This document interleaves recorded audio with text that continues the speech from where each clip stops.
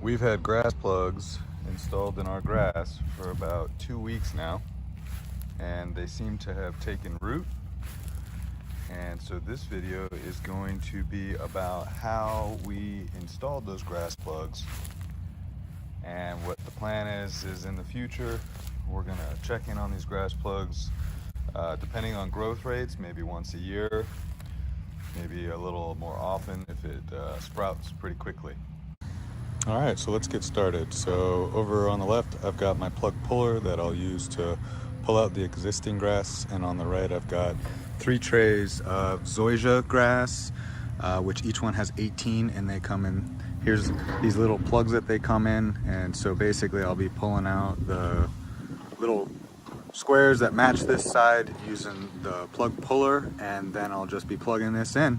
And over time, it'll grow in a nice, dense, lush surface that we'll enjoy walking on, versus what we have now is this St. Augustine grass, which really doesn't do well on the feet, and it's just not very good looking.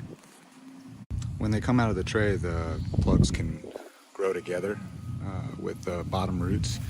And so what I've been doing is I just basically trim off a line real fast, and then I separate the 3. So I'm just cutting the roots at like the high point, because you don't have to cut the grass, you just have to cut the roots, and then you can usually just kind of pull them or separate them apart with the same trimming mechanism, where you're just trimming the roots that grow together at just the top of the root structure.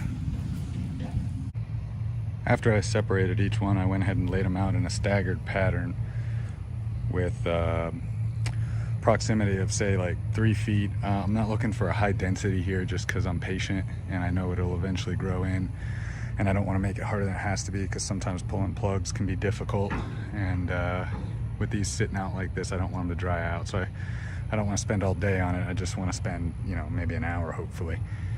But if you're going to be trying to do this, you get the idea of kind of how to lay it out. If you want it to grow in faster, you just need to make them closer together than what I've got here. So to pull one of these out and to place a plug in the ground, you just try to find a spot that has a gap, put the plugger on the ground, jump on it, and you need to rip the grass up. The plug comes straight out. There's a nice hole down there. These plugs are pretty shallow actually, so what I've been doing is I just take some of the soil and try to pack it down in the bottom. Take the plug, put that in. It's pretty much level with the surface of the St. Augustine grass, and this is scrap at that point.